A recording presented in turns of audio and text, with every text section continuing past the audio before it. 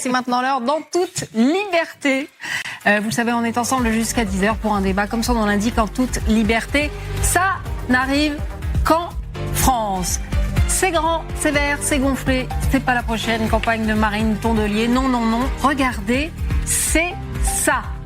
Regardez, on va vous mettre ça à l'écran. Oui, c'est Kermit la grenouille, 20 mètres de latex vert, place Vendôme, une œuvre monumentale signée Alex Dacorté, exposée à l'occasion de la foire d'art contemporain Art Basel qui se fait à Paris jusqu'à dimanche.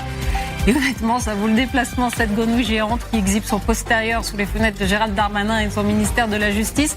Après les notes de frais lunaires de la mairie de Paris et le braquage du Louvre, la capitale continue sa performance d'art contemporain. Mais attention, ça rapporte l'art contemporain, plus de 50 milliards de dollars. Et Art Basel à Paris, c'est 206 exposants venus du monde entier. Paris qui, entre deux polémiques, donc redevient the place to be, comme on dit. Alors évidemment, ça fait parler. Une honte, c'est la France qu'on humilie. Bon, calmons-nous, c'est juste une grenouille. Et finalement, un bon résumé de nous-mêmes, léger, un peu ridicule, mais toujours debout. Alors oui, c'est grand, c'est vert et c'est gonflé, mais bonne nouvelle, voilà enfin une œuvre d'art qu'on va pas nous voler. Ça n'arrive pas en France.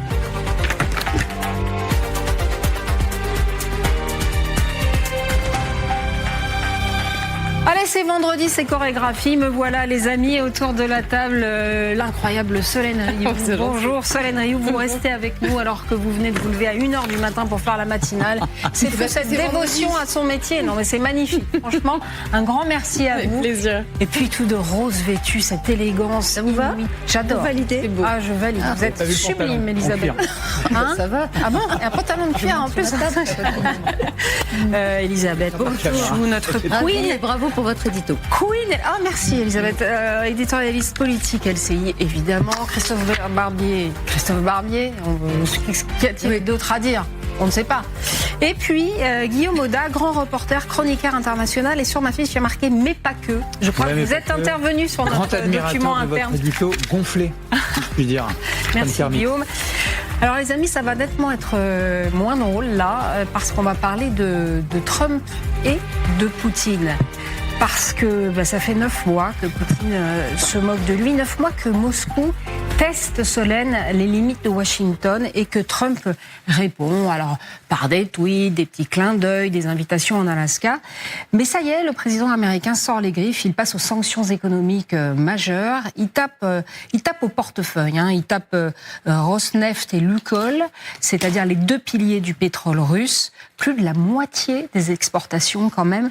Réponse de Vladimir Poutine, on l'écoute. En ce qui concerne les nouvelles sanctions, il n'y a tout d'abord rien de nouveau. Certes, elles sont graves pour nous, bien sûr, cela est compréhensible.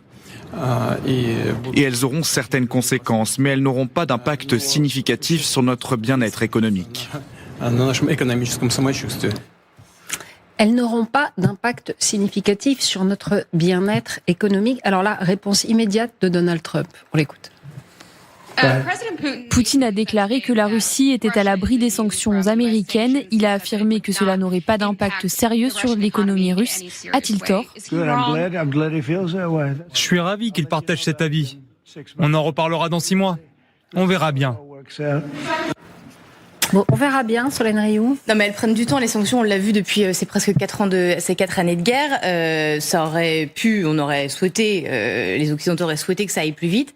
Ça prend le temps. On sent quand même Vladimir Poutine ultra agacé. Moi, j'ai compté, c'est la 3e fois peut-être que je le sens si agacé. Il y avait eu, lorsque Kherson avait été libéré par les Ukrainiens, le 11 novembre 2022. Il y avait eu lorsque Prigojine avait tenté de monter sur Moscou, juin 2023. Et alors là, on sent quand même que ça a du mal à passer. Donc, il le cache sous couvert de non, mais les sanctions, ça n'aura pas d'effet sur nous, tout va bien dans le meilleur des mondes. Pas du tout. Il est très préoccupé parce que Donald Trump, c'est quand même son grand copain dans le camp occidental. Donald Trump, ça fait 9 mois qu'il essaye de convaincre Vladimir Poutine d'arriver à la table des négociations. Il l'a fait une fois, ils se sont rencontrés à Anchorage.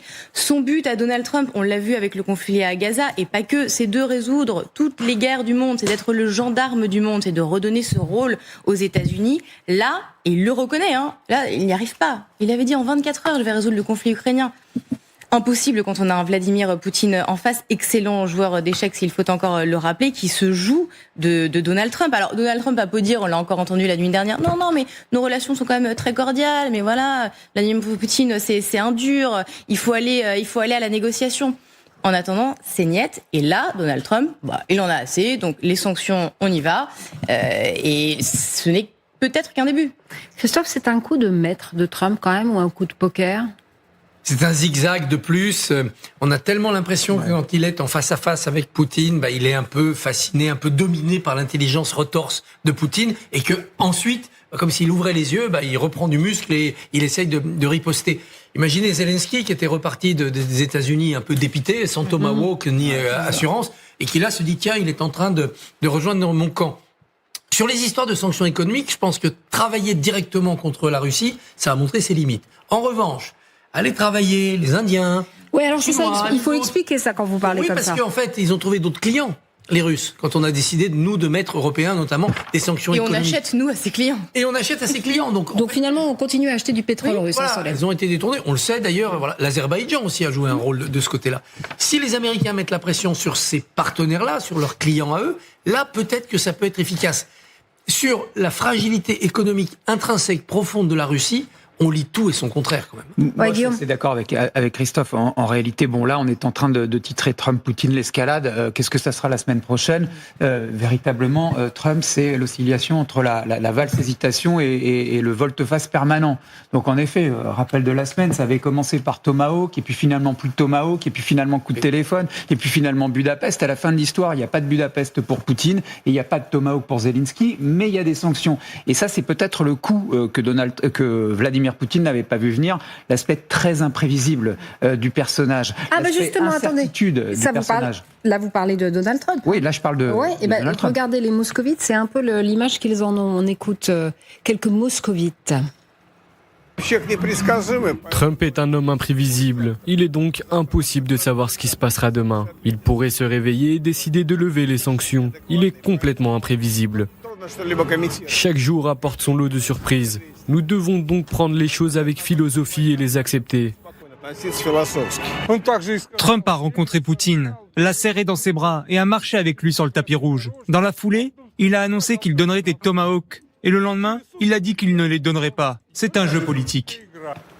C'était pour illustrer de manière sublime votre propos. À croire que j'ai lu dans leurs pensées ou l'inverse, que la rue moscovite a lu dans les miennes. Mais en réalité, on essaye toujours de placer un peu de rationalité sur l'incertitude dont véritablement Donald Trump est le maître. Son atout stratégique majeur, c'est l'imprévisibilité. Et je pense que ça, Vladimir Poutine, parce qu'il est sorti du bois, vous l'avez dit Solène, il l'a appris à ses dépens. Mais attention, les Européens et Zelensky aussi devraient se méfier. On verra encore une fois quelle histoire on racontera la semaine prochaine.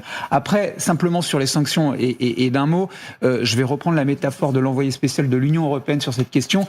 Les sanctions pour la Russie, c'est un peu comme un clou qu'on plante dans un pneu. Il éclate pas tout de suite, mais il dégonfle progressivement. Et peu à peu, ça prend du temps, et vous le disiez tout à l'heure Solène, ça pourrait faire effet. Lukoil et Rosneft, c'est quand même 80% des recettes en hydrocarbures vendues par la Russie, notamment à la Chine et à l'Inde dont vous parliez. Et là, ça pourrait faire effet, ça pourrait faire réfléchir. Mais encore une fois, la messe n'est pas dite, l'histoire n'est pas écrite. Elisabeth ? Alors c'est vrai qu'on a du mal à croire que Trump va tendre le bras à Poutine comme il l'a fait avec Benjamin Netanyahou, qui était aussi son grand partenaire. Mais la question quand même que je me pose, on l'a beaucoup dit, au-delà des fantasmes, est-ce que Poutine tient Trump ? Dans le fond, est-ce que quand même Poutine a des leviers sur Trump qui font que jamais il n'ira au-delà d'une certaine limite ? Là, on verra si les sanctions effectivement sont imposées, mais enfin, il a quand même désarmé l'Ukraine. Et là, il annonce des sanctions. Ça va pas changer le cours de la guerre pour les Ukrainiens, pour l'instant.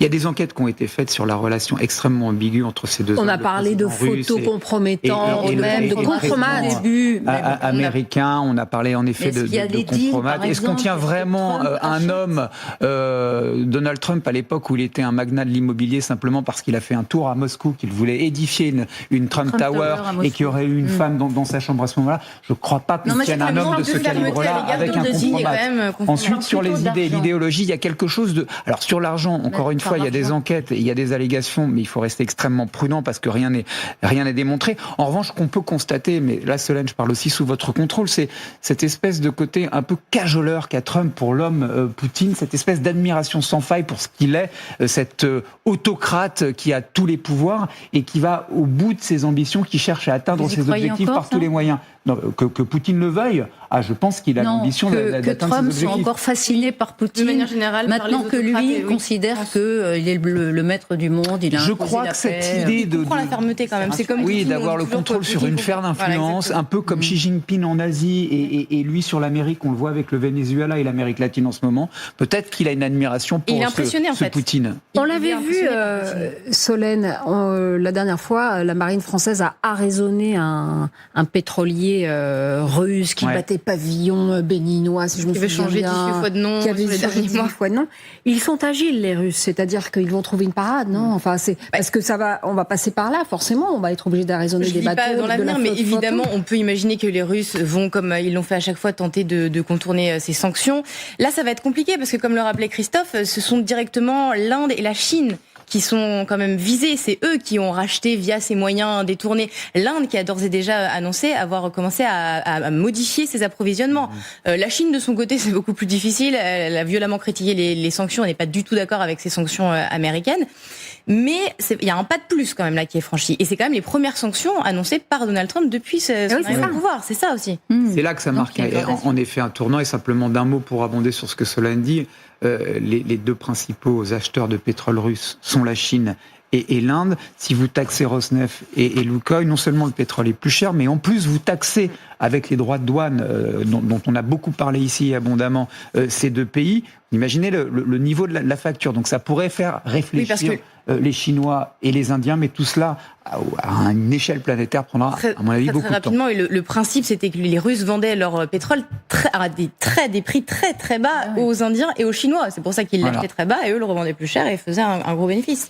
Ça peut être quand même un séisme, Christophe, pour l'économie russe. C'est un moment important, mais c'est un séisme sur une économie dont on ne connaît pas la résilience. Qu'est-ce qu'il y a comme économie souterraine qui tient cela ? Qu'est-ce qu'il y a comme économie alimentée avec la planche à billets ? Vous savez, les économies, ça semble tenir comme ça et puis ça s'effondre. Pourquoi on gagne la Première Guerre mondiale en 1918 ? Pas parce qu'on a mené une offensive, au contraire, les Allemands ont percé nos lignes en mars 1918. Mais derrière, ça ne suit pas. Tout l'appareil militaro-industriel prussien est à bout de souffle et ça s'effondre. L'arrière ne suit pas, l'intendance ne suit plus. L'armée allemande s'effondre. D'un mot, simplement une nuance. Les sanctions, elles ont été annoncées. Il faudra voir, si elles sont suivies d'effets, et 2, si elles ne seront pas levées au premier coup de vent venu. On verra la semaine prochaine. Bon, le vent l'emportera, Solène Rioux. Passez un excellent week-end. Merci beaucoup d'être resté. Le mot escalade, Poutine, en russe, ça se dit escalade ? Alors ça, je sais pas. C'est une question que je pose aux spécialistes. Je voudrais pas. Alors là, c'est la colle du jour. La colle du jour. Quentin, russophone qui nous regarde. Je reviens. Si on a des amis russes qui nous regardent, dites-nous si c'est escalade. C'est possible. Est-ce qu'on dit escalade en russe ? Je sais pas. Mais moi, je suis plutôt du côté ukrainien, donc je sais pas non plus si côté ukrainien c'est escalade. Je me renseigne et la prochaine fois je regarde la réponse. À Volodymyr Zelensky, puisque lui il parle russe. Vous êtes challengé là. Oui, vous m'avez eu. Solène. J'étais pas prête. Ne faites plus d'études. C'est sûrement pas Christophe Barbier qui va dire ça. C'est trop tard, moi. C'est un peu tard. Je vais me dire ça il y a 40 ans. Non, mais c'est notre Alain numéro 2. Merci Solène encore. En fait. Très français. Laurent Alexandre, venez donc, sortez de la coursive, arrivez en courant sur le plateau de En toute liberté. Vous croisez Solène Rioux, que je vous présente, qui est une toute meilleure spécialiste des relations internationales. Bonjour, cher docteur Laurent Alexandre. Alors, vous aviez déjà annoncé la mort de la mort, en quelque sorte. Vous prédisez maintenant la mort des études. Vous publiez Ne faites plus d'études, qui claque quand même un peu comme une provocation, on va en parler. C'est un livre manifeste qui affirme que l'université fabrique désormais, comment je pourrais dire, des obsolescences programmées en série, en quelque sorte, à l'heure où l'intelligence artificielle bouleverse tout. Vous dites à la fois qu'on n'a jamais eu autant besoin d'apprendre et jamais aussi... Alors attendez, je vais reprendre ma phrase. Et jamais aussi peu eu intérêt à faire des études longues. C'est bien ça ? On est bien d'accord ? Oui. On a un décalage qui est devenu absolument gigantesque entre l'université, qui est un monstre d'archaïsme, et ce n'est pas spécifique à la France, et puis l'éducation de l'intelligence artificielle. comme on le montre dans le bouquin qu'on a écrit avec Babo, au moment où nous parlons, la Silicon Valley est en train d'investir 2900 milliards pour éduquer l'intelligence artificielle, pour créer des data centers qui servent à éduquer l'intelligence artificielle. Chaque jour, en recherche, la Silicon Valley dépense $1 milliard pour améliorer les techniques d'éducation de l'intelligence artificielle. Et les jeunes chercheurs qui éduquent l'intelligence artificielle sont maintenant payés parfois en milliards de dollars, puisqu'on a maintenant des rémunérations qui dépassent $1 milliard par chercheur spécialisé individuellement. Le record est à 3,5 milliards. C'est-à-dire les jeunes gamins qui éduquent l'intelligence artificielle sont maintenant payés en centaines de millions, voire en milliards. À côté de ça, l'université ne fait pas de recherche en éducation. Elle ne modifie pas ses méthodes. Elle n'améliore pas ses méthodes. Et il n'y a pas de pognon qui est mis dans l'université, alors qu'on met les meilleurs cerveaux et des capitaux absolument illimités pour éduquer l'intelligence artificielle. Ils ont fait quoi, ces gens qui éduquent l'intelligence artificielle comme étude ? C'est quoi ? Alors, beaucoup ont arrêté les études très jeunes. C'est le cas de Sam Altman, le créateur de ChatGPT. C'est le cas d'Alexander Wang, à qui Mark Zuckerberg vient de confier $500 milliards pour créer la première super intelligence artificielle sur Terre. La plupart de ces jeunes ont quitté l'école assez tôt. Mais d'ailleurs, vous avez un chapitre qui est consacré très précisément à ce que vous soulevez. Soyez braconniers. En gros, les gagnants d'aujourd'hui sont pas ceux, en gros, qui obéissent, qui vont à l'université. Mais je vous cite, ceux qui braconnent la connaissance, ils apprennent dans la jungle, pas dans les couloirs. Ils s'auto-certifient, jugent à la performance réelle, pas à la reconnaissance académique. Donc, abandonnez les études. Donc, petite question, est-ce que vous avez braconné pour écrire votre livre, Braconner l'IA ? Non, alors on l'a écrit nous-mêmes encore. Ah bon ? Et d'ailleurs, on peut témoigner du fait que nous écrivions avec Olivier Babo déjà beaucoup de livres et beaucoup d'articles avant l'arrivée de ChatGPT. Mais donc, vous n'avez pas changé de méthode. Nous n'avons pas changé de méthode et en tant que père de famille nombreuse, parce que Olivier et moi nous sommes tous les deux pères de famille nombreuses et c'est l'une des raisons pour lesquelles on a écrit ce livre, nous sommes convaincus que l'enseignement supérieur envoie nos gamins au casse-pipe. La vitesse à laquelle l'intelligence artificielle progresse par rapport au cerveau humain est bouleversante. Je vais juste citer un chiffre. Tous les benchmarks montrent que ChatGPT est 4 fois meilleur. Toutes les comparaisons. Comparaison montre que ChatGPT est 4 fois meilleur que les médecins spécialistes pour faire un diagnostic médical. 4 fois meilleur. Ça montre bien à quel point l'éducation est en décalage avec l'IA. Comment ? J'ai rencontré il y a un an un médecin français qui revenait des États-Unis, qui avait choisi de revenir en France pour la qualité de vie d'ailleurs, et qui me disait c'est formidable l'IA, ça rallie toutes les radios, mais pour l'accompagnement des patients, bref, il était optimiste sur le fait que tout ce qui relève de l'accompagnement humain que peuvent pas faire les médecins aujourd'hui et que ne peuvent pas faire les profs non plus, eh bien, dans le fond, l'IA va leur donner du temps pour ça. Donc, moi... Est-ce que les hommes sont quand même encore importants ? Réponse de Laurent Alexandre dans une seconde. À tout de suite sur LCI. Allez, c'est à moi. On est en train de s'empailler sur le plateau, il faut que je vous le dise. Que ne ferait pas une pendant la pause, voilà. ce que ne ferait pas une intelligence artificielle. Laurent Alexandre, vous publiez ce livre, Ne faites plus d'études. Queen Elisabeth vous disait quand même, il y a un médecin qui m'a dit qu'on avait besoin pour les malades de l'accompagnement, etc. Donc l'humain, on peut dire qu'il a encore de beaux jours devant lui ? Oui. Si on modifie radicalement la façon dont on éduque nos enfants et si on cesse de concentrer tout l'argent et les meilleurs cerveaux du monde sur l'éducation de l'intelligence artificielle, c'est ce que nous faisons aujourd'hui. Il faut mettre des ressources massives sur le système éducatif, de manière à ne pas sacrifier l'avenir des enfants des classes populaires et des classes moyennes. Parce que dans le système actuel, avec une école qui est à la ramasse, ce qui va se passer, c'est que les enfants des élites intellectuelles et des élites financières vont très bien se débrouiller, comme des poissons dans l'eau, dans le monde de l'intelligence artificielle qui est en train de se dérouler sous nos pieds. En revanche, les enfants des classes moyennes et populaires seront sacrifiés. Parce que l'école n'a pas du tout réfléchi à la façon dont elle doit changer ses méthodes pour rendre nos gamins complémentaires de l'intelligence artificielle. Dans de plus en plus de domaines aujourd'hui, l'intelligence artificielle est bien meilleure que nos enfants. Et c'est cette situation-là qui est dramatique pour leur insertion future dans la société et sur le marché du travail. Mais c'est un vrai sujet pour les parents, hein. enfin, vraiment, vous touchez un truc très important. On ne sait plus comment. Moi, j'ai 2 filles, 19 et 15 ans. Je ne sais plus comment les orienter. Je me dis, l'intelligence artificielle va prendre la place. Que vont devenir leurs cerveaux, en fait? Alors, dans ce livre, nous répondons avec Olivier Babot, et il y a quelque chose qui nous inquiète énormément. C'est que l'école est à la ramasse sur le plan des méthodes, mais elle est en train de devenir laxiste. On rappelle une étude publiée dans le Financial Times, dans le livre. En Angleterre, 88% des étudiants utilisent ChatGPT pendant les examens écrits surveillés. C'est-à-dire que les surveillants leur laissent faire une photo du sujet avec leur téléphone portable, interroger ChatGPT, et ils recopient sur leur copie d'examen ce que ChatGPT a dit. Si nous acceptons ça, si nous acceptons cette démission intellectuelle et cognitive, effectivement, le déclin intellectuel de nos enfants va s'accélérer, et ils ne risquent pas d'être complémentaires de l'IA. Donc d'abord, il faut être exigeant avec les enfants. Comme nous avons un chapitre entier qui s'intitule « L'avenir ». Le monde de l'IA n'est pas fait pour les grosses feignasses. Pour avoir sa place et pour être complémentaire de l'IA, il faut beaucoup travailler. Ouais. Il faut avoir une très bonne culture générale et notamment une très bonne culture historique. Car pour se mouvoir dans un futur qui va être bousculé par la technologie sans arrêt, il faut être capable de deviner comment la technologie va impacter la société. Et pour comprendre le futur, il faut comprendre le passé. Il est impossible de se mouvoir dans un futur qui bouge aussi vite si on n'a pas une bonne culture historique. Notre premier conseil aux gamins et donc aux parents, c'est lisez des livres d'histoire, faites lire des livres d'histoire à vos enfants. Donc faites des études. En fait. Non, on n'a pas besoin de faire des études pour des livres d'histoire. Mes enfants ont lu des dizaines de livres d'histoire à la maison sans que ce soit l'université qui leur apprenne l'histoire. Est-ce que je résume bien votre thèse si je dis n'étudiez plus, mais cultivez-vous?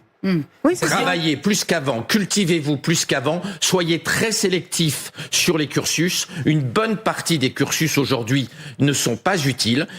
Nous mettons les pieds dans le plat. Quand vous avez un master en sociologie aujourd'hui en France en 2025, ça n'est pas une ligne de plus dans un CV, c'est une tâche sur le CV. Et d'ailleurs, on vous conseille de l'effacer de votre CV. Ça fait partie d'un cursus qui diminue votre employabilité au lieu de l'augmenter. Même si ça épanouit votre personnalité. Oui, alors je pense qu'il vaut mieux faire de l'histoire que de la sociologie, mais c'est un autre débat. Vous dites, Laurent Alexandre, le vrai pouvoir ne réside plus dans la production d'intelligence, mais dans l'architecture des filtres. Le nouvel aristocrate n'est plus celui qui pense, mais celui qui trie. Ça veut dire quoi? Oui. L'intelligence devient gratuite. On va être submergé par un tsunami d'intelligence. Donc le problème, le facteur clé de succès, c'est pas l'intelligence. Le facteur clé de succès, c'est d'organiser les intelligences, d'être finalement l'orchestre des intelligences, d'être le chorégraphe des intelligences. En 2035, le médecin ne fera plus les diagnostics et il ne fera plus les ordonnances. Ce n'est pas possible. 2035, en revanche, il orchestrera des intelligences artificielles. Le meilleur médecin sera le meilleur chef d'orchestre. Il sera le chef d'orchestre des intelligences, il sera le chorégraphe des intelligences artificielles médicales, mais ce n'est plus lui qui fera le diagnostic. Donc vous voyez que ce travail d'interface entre l'intelligence artificielle et nos cerveaux, c'est ça que l'école doit apprendre. Et c'est un changement radical dans la façon dont l'université, dont l'école formate le cerveau de nos gamins. Alors vous dites autre chose. Vous parlez d'un grand remplacement, vous aussi, mais qui n'est pas cognitif, biologique. Voilà. Vous dites les immigrés cognitifs arrivent. Le remplacement le plus rapide n'est ni ethnique ni religieux, il est cognitif. Même les plus brillants diplômés sont menacés d'obsolescence accélérée. C'est-à-dire que vous dites que le grand remplacement n'est pas biologique mais intellectuel. Qu'est-ce qui reste alors du travail, du mérite et de la valeur des diplômes? Rien. Travail et mérite, si, quand même. Les diplômes, pas grand-chose. En revanche, dans une société où l'intelligence est gratuite, la volonté de faire, ce que les anglo-saxons appellent l'agency, est fondamentale. Finalement, le plus important, le seul capital qui reste, c'est la volonté d'agir, c'est le courage, c'est la capacité à innover. C'est pour ça qu'on conseille aux jeunes de créer leur start-up dès qu'ils le peuvent, quand ils en ont la volonté, quand ils sont innovants, parce que finalement, Au moment où la société et l'économie se reconfigurent complètement, il y a des milliers de nouveaux métiers à développer, de types de start-up. Il faut agir dans ce monde où l'intelligence et le diplôme n'ont plus du tout la même valeur qu'avant. Qu'est-ce que vous pensez de cette société française qui, depuis 40 piges, se prend la tête sur les retraites? On y est encore et c'est pas fini, on va en parler tout à l'heure. Et de cette... Ma génération... La génération du baby-boom, qui vient. Ma génération, elle est dégoûtante moralement et politiquement. De ne parler que de la retraite, en laissant les gamins en jachère, le cerveau des gamins en jachère, alors que le tsunami de l'intelligence artificielle et de la robotique arrive, c'est dégoûtant. Nous sommes dégoûtants moralement, je suis dégoûté par ma génération. Nous ne parlons que de notre retraite, j'ai 65 ans, je fais partie de ces seniors du baby-boom. Je suis dégoûté qu'on ne parle pas une seule minute au Parlement en ce moment de l'école, de l'université, de l'intelligence artificielle, de la robotique. Est-ce que vous savez que le conseil d'administration d'Elon Musk, de Tesla, a promis à Elon Musk une prime de 1000 milliards de dollars? Pas 10, pas 100, 1000 milliards de dollars s'il arrive à développer les robots hyper intelligents Optimus chez Tesla. On a une vague technologique qui va toucher l'école blanc avec l'intelligence artificielle et l'école bleue avec les robots super intelligents. Et pendant ce temps-là, on passe de remettre la retraite de 64 ans à 62 ans. C'est dégueulasse pour la nouvelle génération. Il est absolument urgent que des hommes politiques ayant une moralité, ayant une éthique, s'intéressant au futur, s'intéressant à la jeunesse, reprennent les manettes. On ne peut pas laisser notre pays à des gens qui ne pensent qu'à la retraite des boomers et qui ne sont pas capables, une seule minute au Parlement, de s'occuper de la jeunesse et de la façon dont la jeunesse va supporter ce tsunami technologique absolument incroyable. Christophe, il n'a pas tort, hein, vous qui êtes un si beau cerveau. Mais c'est tout à fait exact. On a des politiques qui ont le nez dans le guidon, qui sont à courte vue et qui essayent de sauver un système avec toute la meilleure volonté du monde qui est totalement obsolète. C'est-à-dire, il faut changer de système, il ne faut pas changer le système. La création de la valeur ne se fera plus par le travail parce que tout doucement l'intelligence artificielle va nous en soulager. Sur quoi va-t-on fonder le financement de notre protection sociale?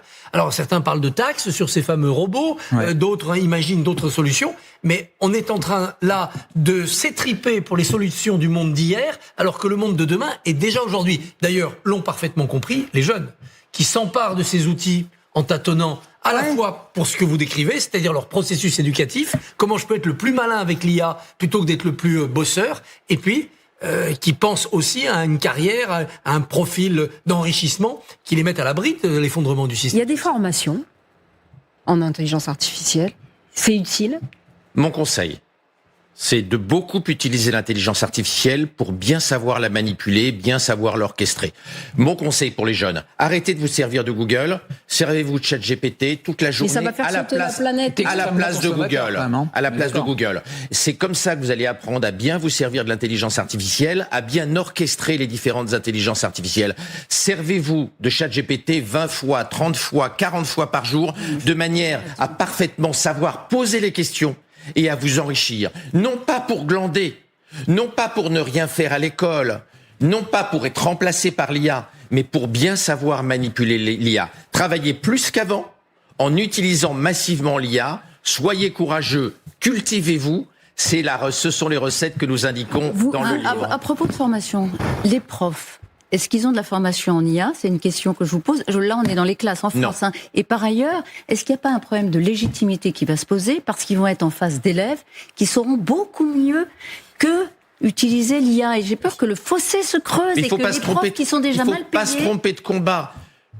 Le métier du professeur, c'est d'être coach et d'apprendre aux enfants de bien se servir de l'intelligence artificielle et de s'enrichir par l'intelligence artificielle. Et je le répète, non pas glander en utilisant l'intelligence artificielle comme prothèse cognitive. Et ils iront collectivement chercher la connaissance. Et ils iront savoir ce que l'on fait avec la connaissance, parce que l'objectif derrière, c'est de produire, de rendre service à la collectivité, d'avoir une utilité sociale et de bien utiliser ces outils en complémentarité avec ces outils. Et je le répète, pour faire plus et non pas pour glander, parce qu'une société dans laquelle on apprendrait à la jeunesse de glander en permanence en se servant de l'IA pour ne plus faire fonctionner son cerveau, ça conduirait au fameux film Idiocratie où on a un déclin intellectuel futur de la population. Et vous dites aussi, l'IA permet d'aller plus vite, mais cette vitesse a un prix, une réduction de 32% de la charge cognitive pertinente. En clair, vous allez plus vite, mais vous devenez plus bête. Est-ce que l'IA ne remplace pas seulement le travail, elle remplace aussi la difficulté d'apprendre, donc finalement la profondeur de la pensée. Exactement. Moi, je me dis comment mes filles vont faire pour connecter leurs synapses. Vous voyez c'est là où l'école doit faire sa révolution. Et c'est là où il faut inventer des méthodes éducatives qui poussent les enfants à se magnifier grâce à l'IA et non pas à glander. Les études montrent qu'il y a une amplification par l'IA. Les meilleurs voient leur cerveau fonctionner encore mieux.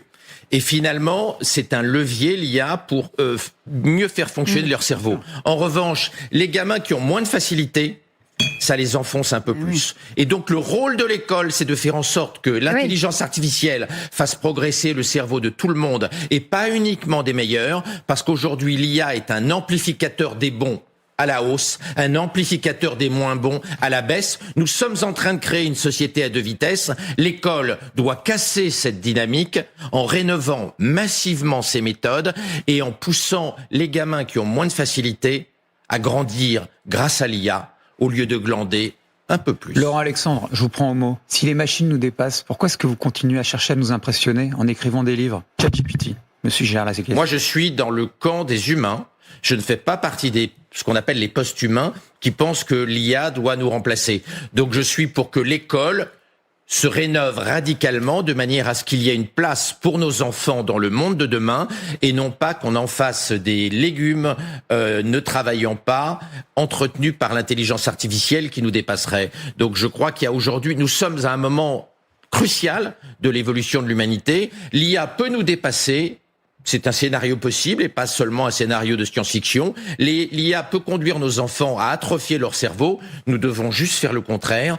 L'école et les parents doivent apprendre aux enfants à être complémentaires de l'intelligence artificielle, à faire mieux avec l'intelligence artificielle et pas du tout moins.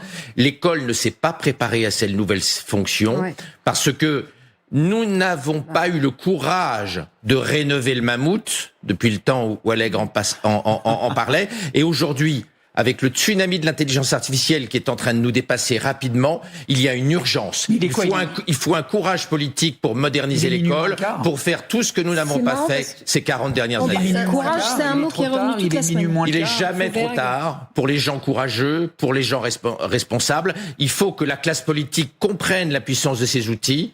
À quelques exceptions près, comme Gabriel Attal, Laurent Wauquiez ou Sarah Dafo, les politiciens ne comprennent rien à l'IA, n'ont jamais ouvert le dossier. Une très grande partie des ministres ne savent même pas se servir de ChatGPT. C'est pas en n'ayant jamais essayé ChatGPT que nos ministres vont créer demain l'école qui va magnifier nos enfants et éviter une société de vitesse. Il y a une urgence politique. Il y a une urgence politique. Le plus important est l'avenir de la justice. Je me bats beaucoup pour que des moyens très importants puissent être consacrés pour l'année prochaine. Je constate d'ailleurs que la loi de programmation de la justice, à ma demande, et je remercie le président de la République de l'avoir accordée, et avec la loi de programmation militaire, le seul des ministères qui ne connaît pas un euro d'économie. Je pense que dans les temps que nous connaissons, le fait d'avoir un ministre qui s'affirme et qui permet d'avoir les effectifs promis malgré les grandes difficultés budgétaires et le budget promis malgré le changement, et je crois la première satisfaction qu'on peut tous avoir, parce que la justice a besoin de beaucoup de moyens, besoin de se moderniser, elle a aussi besoin de rétablir une confiance avec les Français. Je sais que tous les jours, les greffiers, les magistrats, les agents, de manière générale, le ministère de la Justice, y travaillent. Pour le reste, il y a des opinions divergentes, et je les respecte tout à fait, et je me permets d'avoir la mienne. Et comme je suis chef de l'administration pénitentiaire, je fais attention à l'intégralité des personnes qui sont sous mon autorité de chef d'administration pénitentiaire. Et il est évident qu'aujourd'hui, nous devons regarder l'avenir en disant qu'on doit mieux, je pense, juger en civil et en pénal par des moyens supplémentaires, des moyens technologiques, et mieux tenir la sécurité des établissements pénitentiaires. Je me réjouis d'ailleurs que Madame la procureure de la République de Paris ait ouvert immédiatement une enquête qui a permis non seulement d'interpeller, de trouver des téléphones portables en prison, je sais que je m'y bats tous les jours contre cela, et peut-être de présenter devant des juges des personnes qui ont menacé, par exemple, le président Sarkozy, qui est actuellement en détention à la prison de la Santé. Vous avez dû avoir une profonde tristesse pour le président Sarkozy. Est-ce que vous n'avez pas peur que vos sentiments personnels mettent une certaine pression aux magistrats qui vont le rejuger et le condamner ? J'ai été le garde des Sceaux qui a fait dérouler le procès, si j'ose dire, du président Sarkozy, sans qu'évidemment aucune intervention, et c'est tout à fait heureux et c'est normal, soit possible. Mais permettez-moi d'être aussi un homme de sentiment comme vous l'êtes, je l'imagine. Et ces gardes du corps sont armés. Est-ce que justement c'est pas une brèche dans la sécurité d'une maison, d'un établissement? Je n'ai pas de commentaire à faire s'agissant d'une décision qui a été prise par Monsieur le ministre de l'Intérieur sur l'évaluation de sécurité de quelqu'un. Je vais le dire. C'est une première dans un établissement pénitentiaire. Alors, les gardes pénitentiaires ne sont pas armés. Je peux le faire en ch'timi ou en patois chinois, si vous voulez. Je peux le répéter plusieurs reprises. Je n'ai pas de commentaire à faire. Qu'est-ce que vous répondez aux avocats qui disent que vous sapez les fondements de l'état de droit par cette visite en tant que garde des Sceaux? Que tout ce qui est excessif est insignifiant. Et moi, encore une fois, je pense que personne n'a la vérité ou la morale. Chacun a son opinion, elle s'exprime en démocratie. Et c'est tout à fait normal. Cette visite est prévue quand, Monsieur le ministre? Justement, je ne la fais pas de manière médiatisée. Je vous remercie beaucoup. Au sujet des questions qui a insulte l'ancien président de la... Alors peut-être pouvoir se concentrer sur l'École nationale de la magistrature. Simplement sur le fait qu'ils doivent changer de prison. Est-ce que c'est tenable comme situation? Est-ce que chaque détenu devrait être changé de prison? Est-ce que sur le long terme... Est-ce que vous avez d'autres questions sur l'École nationale de la magistrature? Est-ce que le profil des magistrats est assez diversifié? À vous entendre, non. Pourtant, des choses avaient déjà été engagées. Oui, des choses ont été engagées. On a dit que l'IA allait rendre tout le monde malade. Ça y est, alors c'était Gérald Darmanin en visite à l'école de la magistrature à Bordeaux, interrogé sur Nicolas Sarkozy, évidemment. Et nous, on était dans un débat passionnant sur l'intelligence artificielle avec vous, docteur Laurent Alexandre. Vous publiez « Ne faites plus d'études à cause de l'IA ». Évidemment, on a compris que c'était une provocation. Non, pas une provocation, en fait. Un vrai message. Nous le pensons vraiment. Un chemin. Moi, un chemin, ouais. J'ai fait 11 années d'études de médecine jusqu'à ma qualification en chirurgie. Aujourd'hui, je ne referai pas ça. Et je dis les yeux dans les yeux aux jeunes, ne faites pas d'études de médecine aujourd'hui, tant que la faculté de médecine n'a pas radicalement changé vos méthodes, car aujourd'hui, les universités de médecine, les facultés de médecine, créent des jeunes médecins qui ne sont pas du tout compétitifs face à l'IA. Il est urgent que les facultés de médecine se reconstruisent complètement et intègrent l'intelligence artificielle dans leurs méthodes et dans leurs objectifs de formation. En attendant, ne faites pas médecine, vous gâcheriez une décennie entière de votre vie. Et j'ai beaucoup de mal de dire ça, parce que j'ai beaucoup aimé mon métier.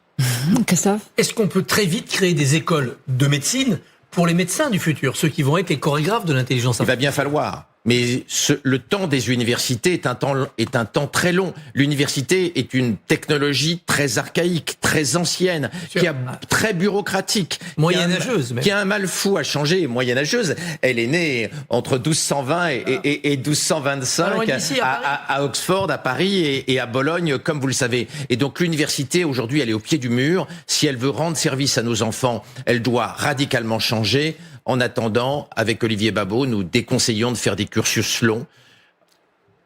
Peut-être que demain, on pourra refaire des études, mais en attendant, l'université doit beaucoup changer. Parce que, je le répète, sinon, elle enverra nos enfants au casse-pipe. Vous comparez dans votre introduction cette rupture de l'IA, non pas à l'arrivée de la machine à vapeur, ou de l'électricité, ou de l'imprimerie, mais à l'arrivée du feu.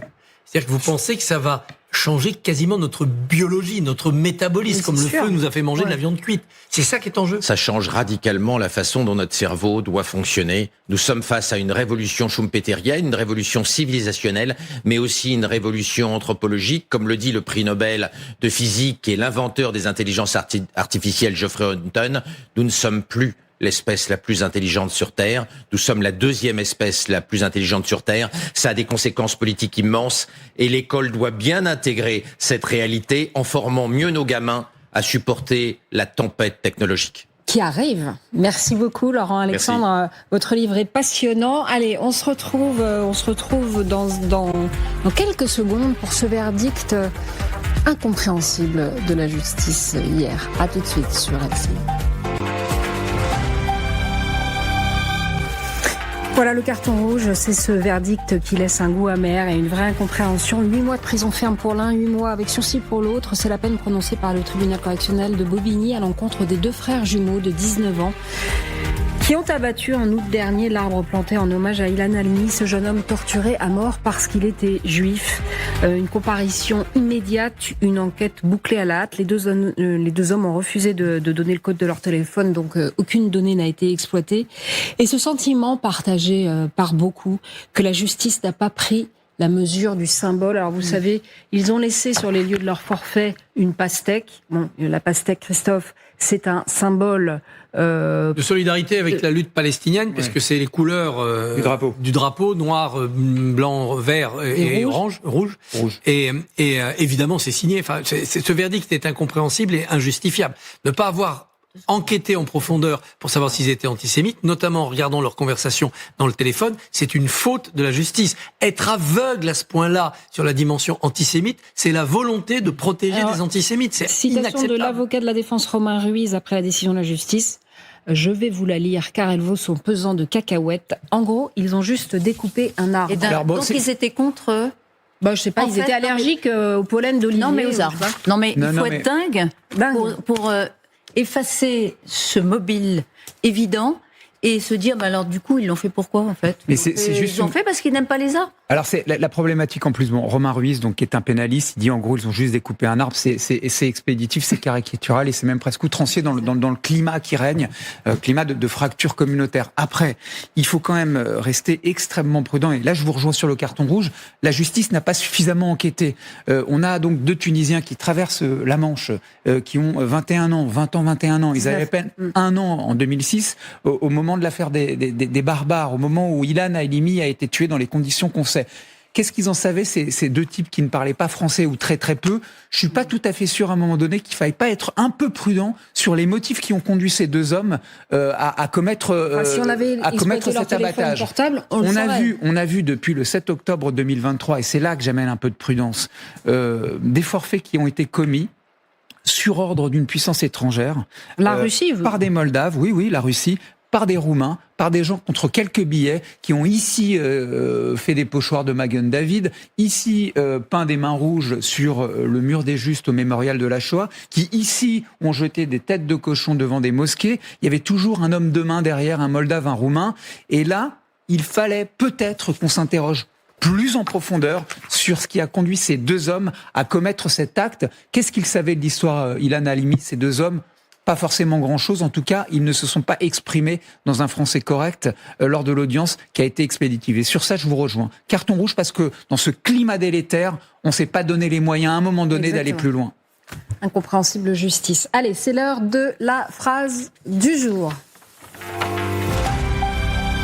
Et cette phrase du jour, elle est signée Bruno Retailleau, qui était chez Darius Rochebin, mais qui, Elisabeth, n'est pas chez Darius Rochebin. L'occasion pour lui de revenir sur sa relation avec le président. On l'écoute. J'ai eu très peu de contacts personnels en réalité. Chacun était dans sa fonction, donc je ne le connais pas plus qu'il y a un an, vous voyez. Mais il y a chez Emmanuel Macron le meilleur et le pire, je le pense. Une intelligence hors du commun, mais un ego qui est aussi absolument hors du commun.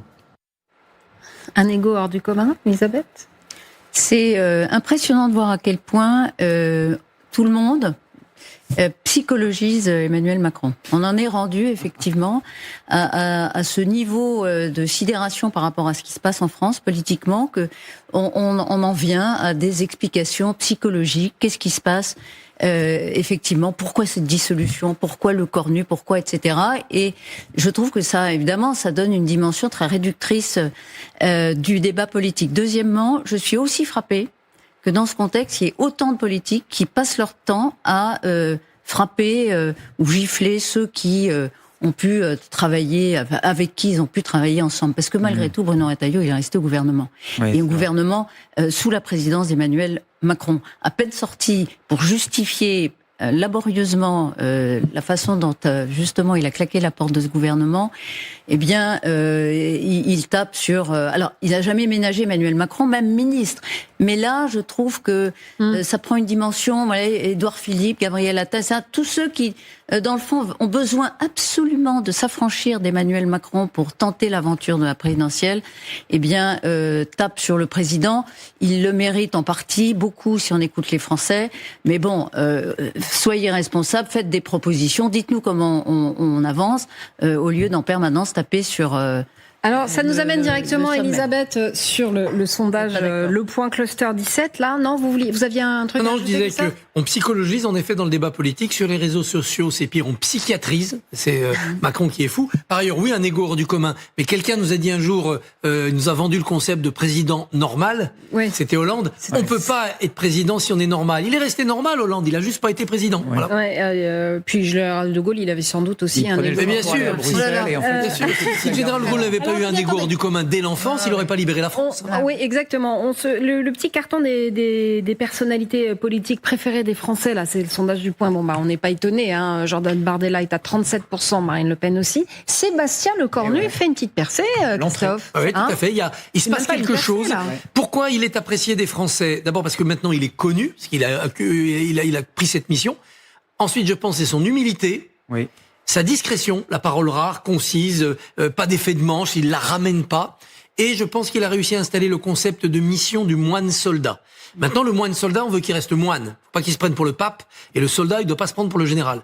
Donc, le jour où il se dira, tiens, je peux être présidentiable, comme Balladur avant lui, ou Jospin, des premiers ministres qui ont été populaires, ça s'effondrera. Il doit rester dans l'humilité, la modestie et finalement, la limite de son ambition, s'il veut être un Premier ministre solide. Mais est-ce que ça tiendra vraiment... Donc ne pas avoir d'ambition. Oui, mais alors dites, attention, n'ayez pas d'ambition. Et mission, oui, ambition, non. Mais l'ambition, c'est de se dire, je suis le meilleur, je vais être à l'Élysée dans 2 ans, c'est fini. Oui, mais est-ce que ça tiendra vraiment? Moi, je suis assez, comment dirais-je, non pas admiratif, mais marqué, frappé. Bon, il est resté tapis dans l'ombre en décembre dernier, c'est Bayrou qui lui a volé la place. En gros, il a pris le job de Premier ministre, il est resté silencieux, il a rien dit, il a consulté, et puis il a refusé. Finalement, il a démissionné, présenté sa démission avant même son discours de politique générale, ce qui est quand même un acte de courage quand même, ou d'humilité, de modestie. Puis il reprend le job, il tord le bras de Macron, il fait le ménage, les ambitions présidentielles, et c'est là que je rejoins Elisabeth.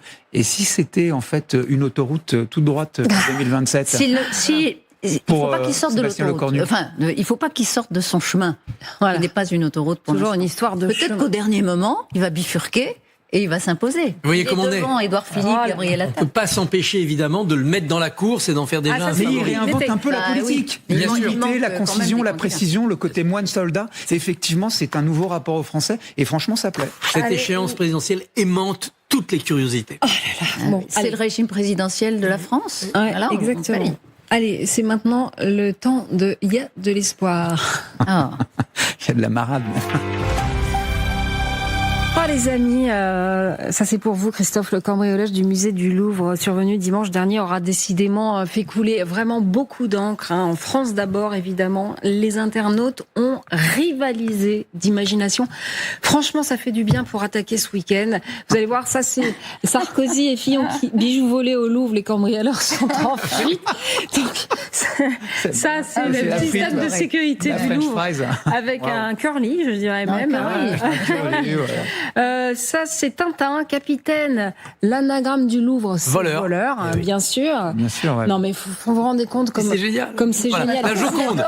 La Joconde qui attend le bus, elle s'en va parce qu'elle n'est pas en sécurité. Elle n'en peut plus, la Joconde, pour n'avoir attendu. Et donc là, elle attend le bus. Christophe, vous nous disiez que ça, c'était pour vous ce qui nous sauve de tout, nous les Français. Bien sûr, l'autodérision, puis on se fait moquer de nous et on le prend bien. Vous avez la fabrique allemande, la marque allemande de la nacelle. Voilà. Et puis regardez, vous avez... Alors, on va dire, il y a des marques étrangères qui se sont emparées de ce fric-frac au Louvre. Quand il faut aller vite, vous pouvez compter sur nous. Gentiment.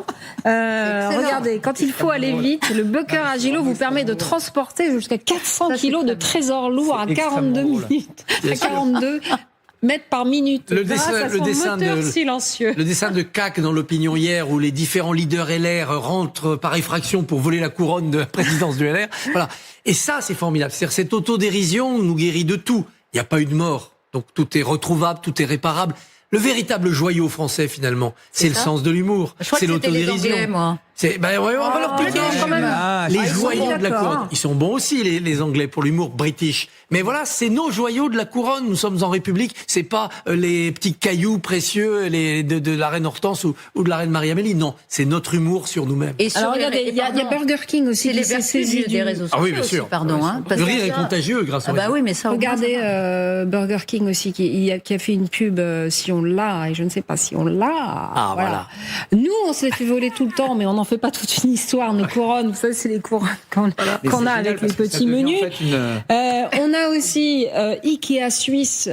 Vraiment, ça a inspiré tout le monde, ce truc. Voilà, un petit dôme de glace. Crown Jewels Teaser. Ça ne protégera pas non plus. On a les moyens de protéger vos bijoux de famille. C'est génial parce que c'est devenu une stratégie de marketing dans la stratégie de marketing. Et in fine, c'est peut-être l'humour qui sauve aussi l'image du Louvre à l'international. Mais vous aviez vu le Louvre, ils ont changé de baseline, comment ça s'appelle? De petit slogan. De slogan, c'était évadez-vous au Louvre. Donc là, en fait, c'est une formidable campagne de communication, en fait, très ironiquement et avec beaucoup de dérision et très ironiquement. Et c'est ça la farce, c'est que c'est une énorme campagne de communication pour le Louvre. Tout le monde a envie d'aller voir le Louvre. Et il paraît qu'en fait, la salle la plus visitée, c'est évidemment la salle Apollon. Et les gens se précipitent sur ces fenêtres qui ont été fracturées pour savoir si oui ou non elles étaient non visiblement suffisamment solides. Et c'est devenu l'attraction numéro 1, dit-on, dans la salle Apollon, donc dans la galerie Apollon. Donc c'est ça quand même, la farce, l'ironie, la blague subtile ou alors ultime, pardonnez-moi, dans cette histoire, c'est que voilà, c'est une campagne de communication presque, alors à 88 millions d'euros, certes. Oui, c'est quand même, avec un patrimoine qui est enlevé, mais qui vaut presque tout l'or du monde. Qu'est-ce que vous voulez, l'écotaxe? Ça nous a coûté beaucoup plus, 700 millions. Donc, vous voyez. C'est quoi les quotas? C'était les portiques, les bonnets rouges. Les bonnets rouges. On les a démontés, ça n'a jamais marché. Et les avions nifleurs de Giscard, ça nous a coûté combien? Oui, l'argent, la plaie d'argent n'est pas mortelle. Il n'y a pas eu de mort. Maintenant, si on les retrouve, c'est mieux. Et si on met en prison les voleurs, ça sera très bien.